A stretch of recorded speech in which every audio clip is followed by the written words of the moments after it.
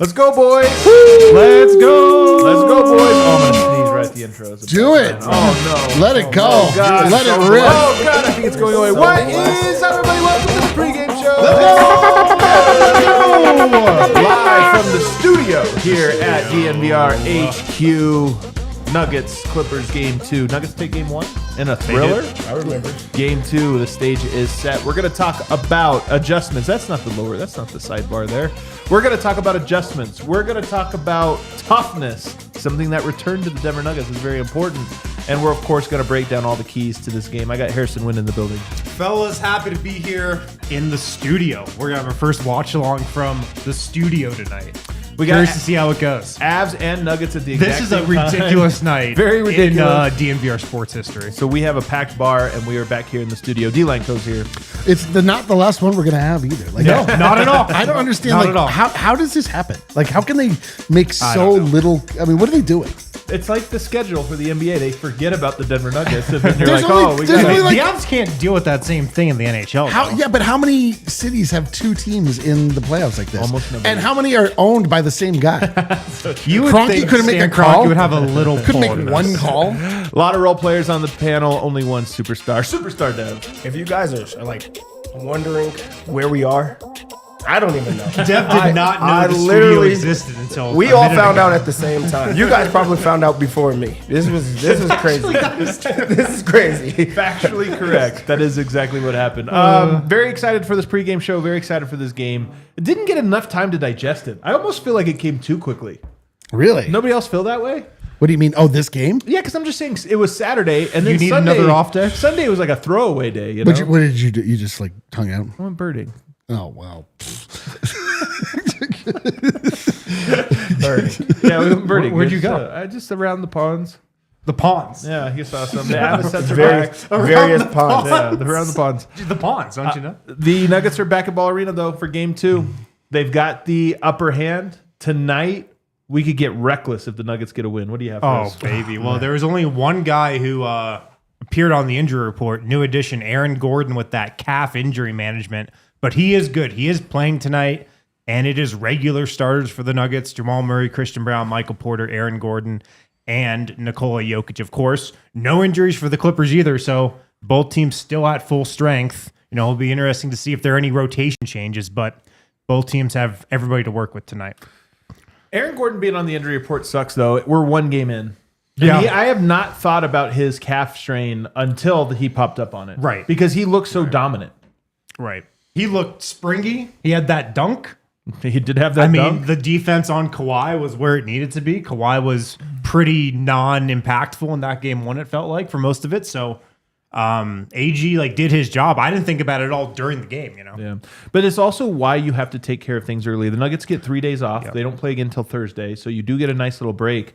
You just don't want anything to get... You want to win the games you can because you never know if a guy has to miss a game, and you never know if a series goes too long. Is that just wear and tear on a person? So for tonight, take care of your business, man. Win your home games. Give yourself a nice upper hand. David Adelman was talking about Michael Porter Jr. pregame. He said whether he's done his job by dictating matchups and having Kawhi Leonard guard him for large portions of the game. Adelman had a really lengthy response. Michael Porter Jr., him not playing a lot in game 1, it's been like the biggest storyline. It's the biggest. It's I all feel like the it's getting a scuttlebutt. little overblown. All the but scuttlebutt. yeah, Adelman pretty much just said if he's playing well, he'll be out there. Dude, this is what happens. Like, nobody pays attention all year, and then they have like one juicy Yeah. thing. They're like, "Oh, what does it mean?" We're like, "I don't know." The same thing it meant like 3 weeks ago. Like, he just didn't play that well. That being said, it is a night that Michael Porter needs to play well. I mean, tonight I am so curious to see how he responds because he has played low energy at times before, although you have to give him credit that he always is available. He has played low energy. That game was such an outlier. I got to rewatch this game in its entirety and then rewatch parts of it again just to go over. So I actually feel like pretty good about this game, or being able to digest the game. He was horrible in that first quarter. Horrible. I cannot believe how bad defensively he was. The whole team was, but he was somehow worse than everybody, and everybody else was bad. Did it make you, like it did me, start to be nervous about his health? I mean, Like it was so low energy that you're like, what's going on, man? Like there's something outside of basketball. I mean, that's happening right honestly what it's felt like for the last 2 months. now. Yeah, So- for real. I don't know, and years. That's but the thing that like I'm just like there's a lot of times that he's not engaged. And right now he has a coach that's calling him out for not being engaged. Yep. So like this is not the first time that this has happened. I just think that this is like a loud moment and they need to win. So it's like amplified, a bit more. So I don't think that it's health right now. I just think that he was not locked in and it was like, okay, now it's your time. I'm with Dev on this. That's actually worse. That's way worse. It's not. It's actually way better It's because way better. it's way better because of the injury. There's nothing you can do. I think Michael Porter was a little bit just not ready for the game. And by the way, the whole team wasn't ready for the game. Not at all. That defense was horrible in the first quarter, but it picked up in the second, except for him. Tonight, it's like join the party, man. It's get in the water. The water's warm. Hop on in. It's. I'm very curious to see how he approaches it. Yeah, for sure. David Adelman also said we're going to make a lot of adjustments tonight. Like it.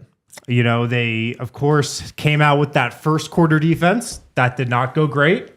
They made some adjustments, and they're going to make even more tonight. And I mean, that's just the nature of the playoffs, especially when you're going up against a team like the Clippers with guys like James Harden and Kawhi Leonard. You always have to be adjusting. And so, the Nuggets very happy with what they did in game one, but definitely a lot of room for improvement.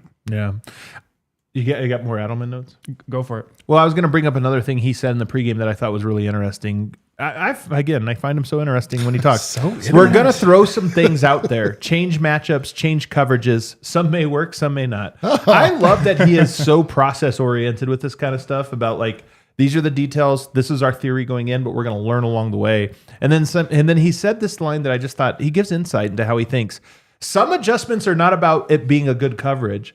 They're about saving the players' legs for the fourth quarter. He says sometimes your adjustments are just to get guys through the game. Yeah. I thought this was so insightful. Sometimes it's like, hey, we know how to stop them. But guess what? It's really hard. It takes a lot of energy, and we probably don't have 4 quarters of that defense in us.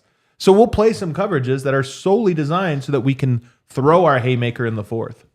Interesting. That is like that's what you want. That I think that qualifies as 4D chess, does it not? Where you're sacrificing your queen so that you can get the gambit later. I don't know anything about chess. Queen's Gambit. I saw that. I saw there was one thing on Netflix, but I mean that's interesting. Like I like that. And it's unclear whether or not Malone looked at things in this way, and he just wasn't vocal about it. But it is interesting. It is interesting. So fascinating. And I also just love the idea of, like Wynn said, he made it sound like there's a lot of adjustments that both teams are going to make. I do think, though, he also said yesterday in his media availability that he believes both teams tipped their hand a little in the last game because it was so close, because it went to overtime, and because I think both teams were like, we can win this. And so they threw out some adjustments, and we'll talk about those later on in the show. Oh, man. Stay tuned. Yeah, dude. Don't go to it. Dude, the chat is saying Brucey B is at the game. Bruce Brown in the house. No way. That's what I'm hearing. We can't lose. That's what I'm getting word from the chat here. It says, That's an incredible report. That'd be a wild lie. That would be so random. I'm also getting word that Gabriel Landeskog is out. Now, he was in, now he's out. Oh my God. Oh my goodness. Yeah, Dev, I shouldn't have said that to Dev. I'm sorry, Dev. This was a lot. We released all of our graphics early. Just saying. Who is that? Oh, man, I can't. Baseball? Or Is he on the Clippers? And how did he hurt us? who do you play for? One final thing from David Adelman. He had a really interesting quote about throughout the season, you're trying to get guys to this moment. Yeah. Trying to, make adjustments, minutes, roles, resting guys. And he said, well, now we're in the moment. This is the moment. This is the moment we're preparing for the whole season. So, I mean, it's just a full go now. There's no holding back. Yeah, I like it. One game in, they're like, empty, burn the ships. We have nothing left. We got to unload it all. Yeah. One game in. You know what? Whatever. I'm with it. Like I don't think that there's that much trickery that the Denver Nuggets can pull. I mean, they've been together for some time. I imagine there's film on basically everything they've tried. Nikola Jokic can really only play pick and rolls in two ways. He can come up to the level or he can drop back, and he can either be a cookie monster or a big tree, or he can just let James Harden run right by him. So I was interested. Miroslav said that he asked him in Serbian what the difference was between the first quarter defense and the last parts, the successful defense at the end. Yeah. And he was just like, Hold on. we were trying. Oh, No. That's not what he said. Well, he said, this you is why say- say it in Serbian? it segues. Yeah. What he said actually was, no, it segues nicely. He said they were physical early and we weren't.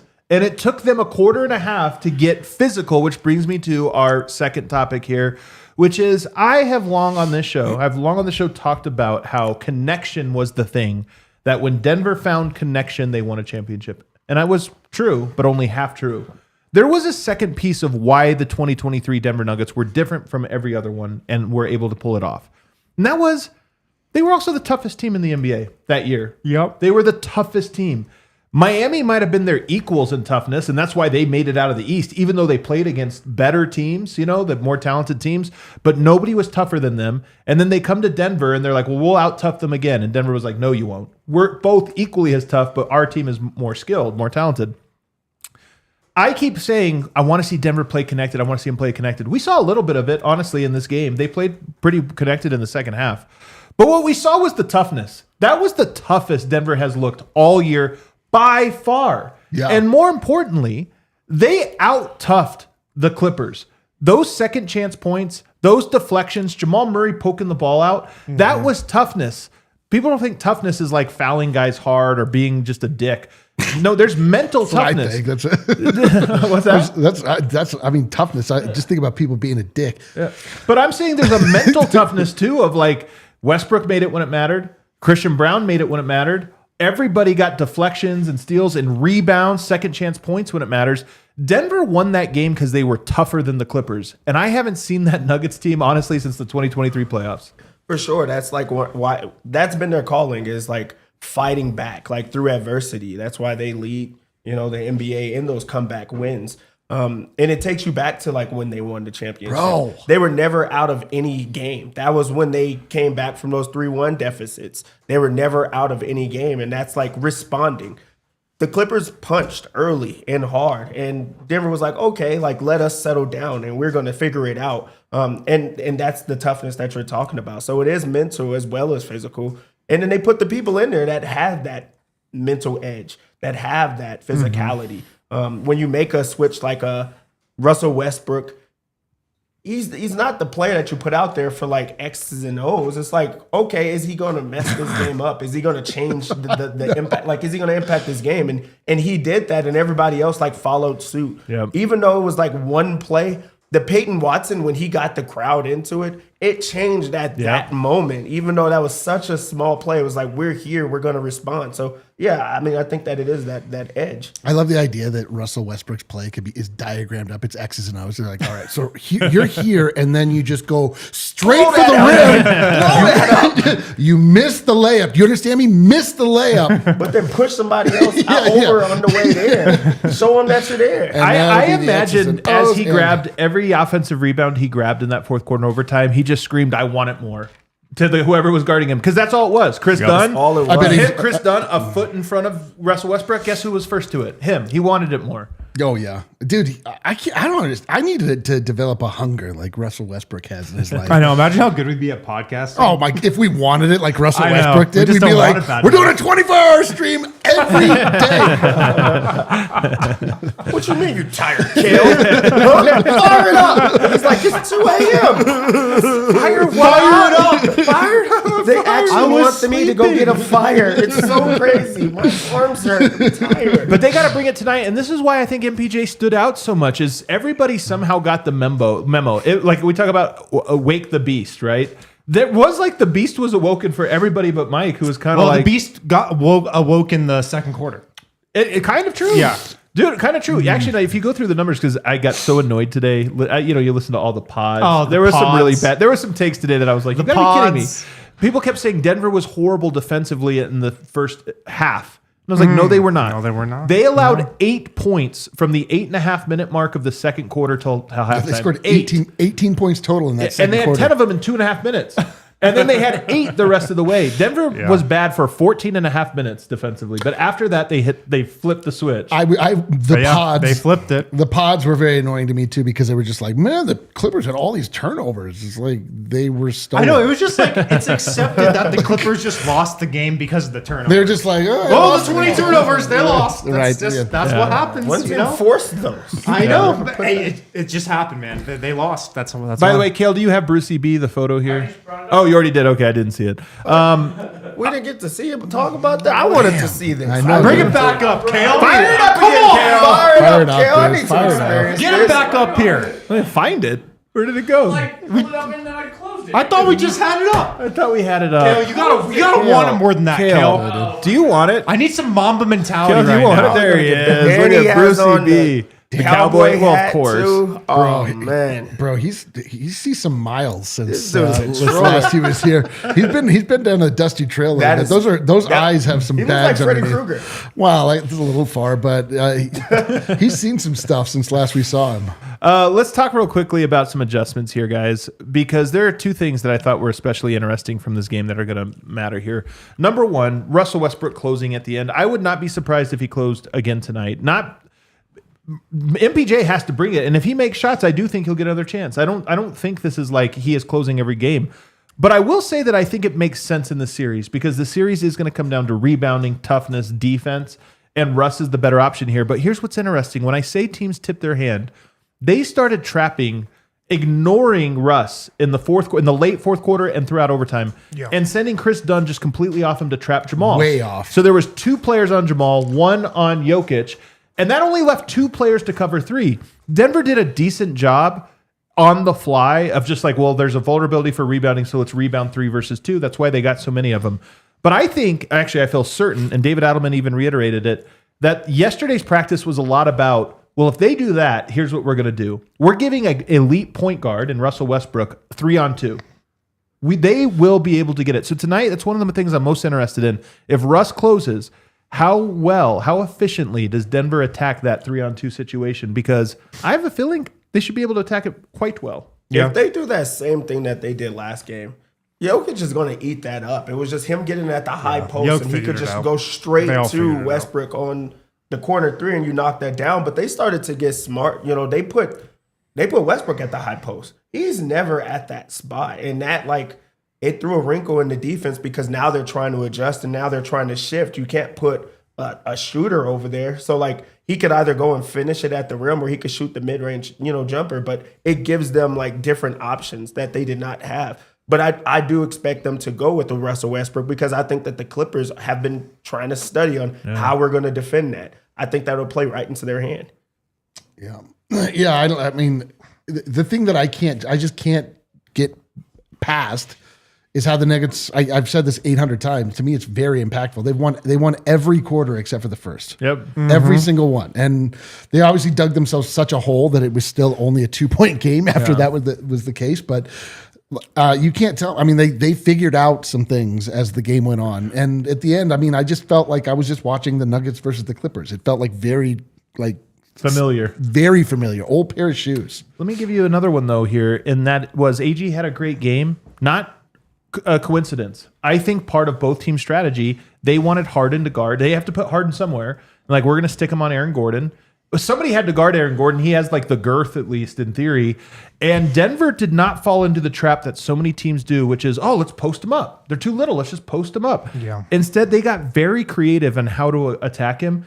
And I actually think they have the ability to get even better at it in this game. Well, there were a couple instances where, Aaron Gordon just got that seal down low and he drew a lot of fouls, but it did seem like they could spam that, for lack of a better word. There is no better word. There have been some playoff games in the past where the Nuggets, their play sheet in the first quarter is all right, just get Aaron Gordon on the switch, put him in the paint and get him the ball. And I remember there have been some playoff games where they've done that just 3-4 possessions in a row. So I think there's still some more room for that. Just getting Aaron Gordon, on that mismatch, drawing fouls that way, and like really making that the first point of like emphasis starting tonight in the first quarter. Yeah, I mean, I feel like there's so many more. Just the room for improvement left on the table for the Denver Nuggets. Aaron Gordon, Jamal Murray, like specifically Jamal Murray, Michael Porter Jr. I actually expect Michael Porter Jr. to have a game tonight. I kind of think at a certain point pride has to take over. I mean, he really, it is. I mean, I feel bad for him again because it's like no one has paid attention all season except for us, the idiots who think that the regular season matters. And then everybody shows up at the end, and then like everyone's like all mad at Michael Porter Jr. and like, bro, you haven't watched this guy play in 3 months, like, right?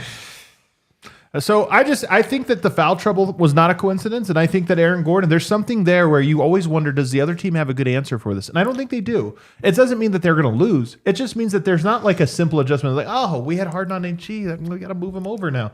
It's not like that. And so that's going to be a battleground and I think AG understands it. And he's like, you know what? I got to get this guy in foul trouble because Harden certainly kills Denver the other direction. So make him guard big, get him in foul trouble, or just get points in the paint and see who blinks first. Our pregame picks are presented by Bet365. Download the Bet365 app and use the code DNVR365. Deposit $10 and place a bet of $5 to get $10 in bonus bets. Must be 21 or older and physically located in Colorado. Please gamble responsibly. If you or someone you know has a gambling problem and wants help, call or text 1-800-GAMBLER. Dev, let's make some money. It is time to bounce back. It is time to bounce back because I promised some things last game that didn't happen. We were there. We heard them. We've been answering for them. Man.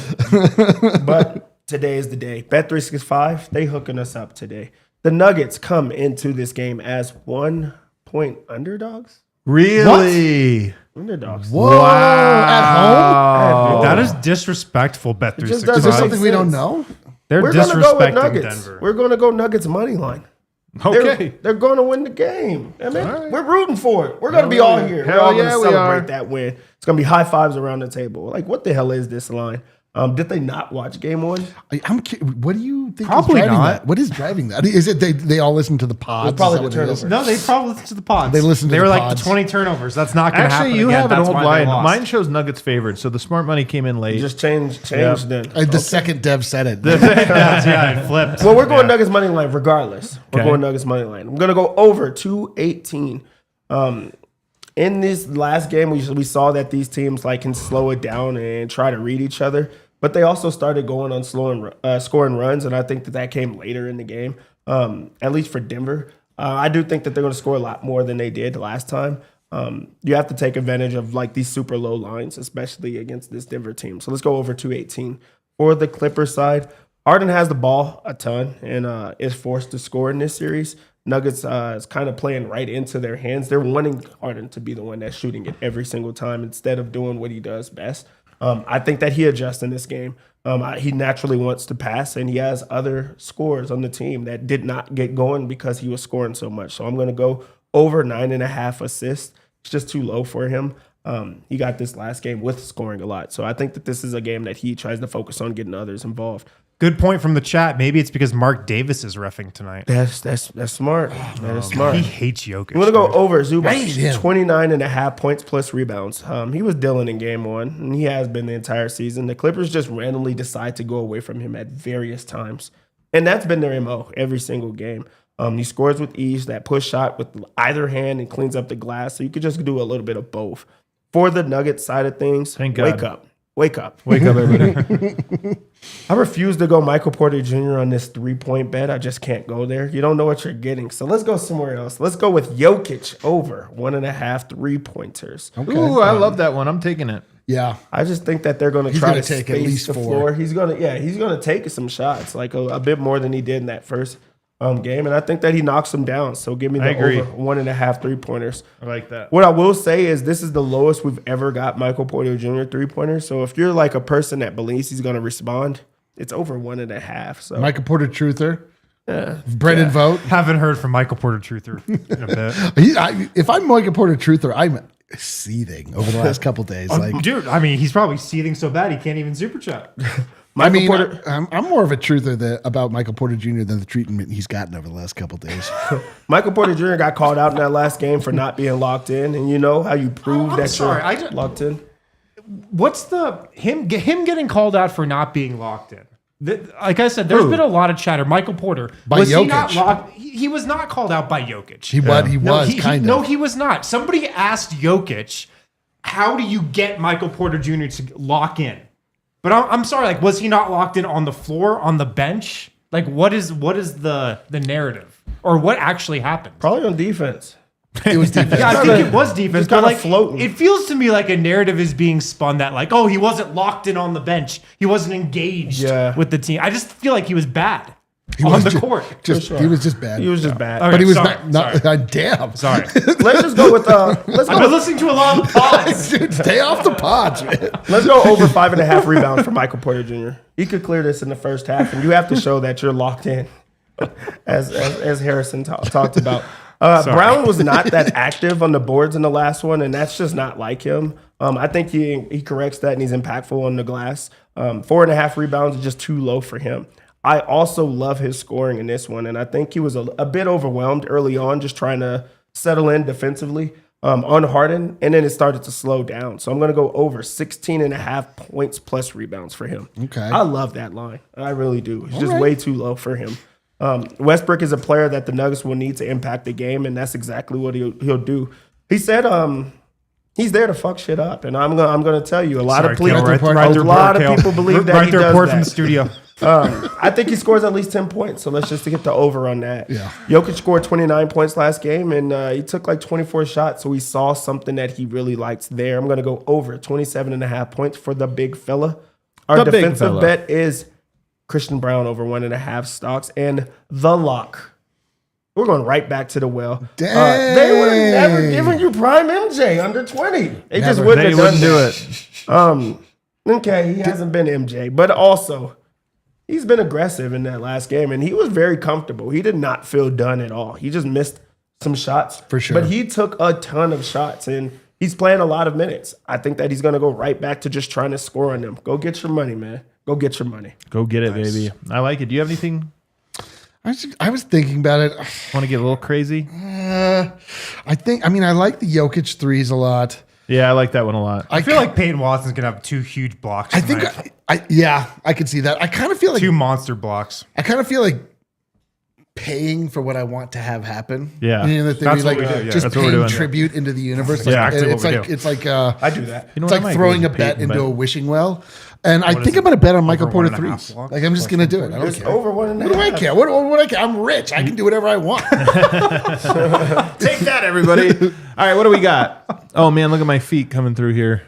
There's a way to avoid that. Wilkie. Can we get a 20-point win on my 20th birthday? Oh, Happy hell birthday, yeah, bro. dude. Birthday, man. Let's Happy go. birthday. 20 Let's points will be go. tough, but it's on the table. He super chatted $2, so we might only get a 2-point win. I don't want a 2-point win. Hey, you My know what I heart do? did That not- was so fun last That time. Dude, was that was not that fun. I was jazzed for a full day afterwards. I had a really Yeah. hard time. Oh, it I'm was still so tired. great. Yeah, it was Oh, so did great. you? Where That's are what you? I want tonight. I want one of You those want to can't sleep. You know, you're just jazzed, joy scrolling. mainlining Everybody, Nuggets content. if you miss our watch-alongs, what are you doing? What are these you are doing? The so- watch-alongs You're like are one of the only crazy. people that missed it. It Answer for must be, yourself. man, because they Answer are for so yourself. fun. We're about to head over there right now. Come join us. Watch the game with us. Game 2 starts now.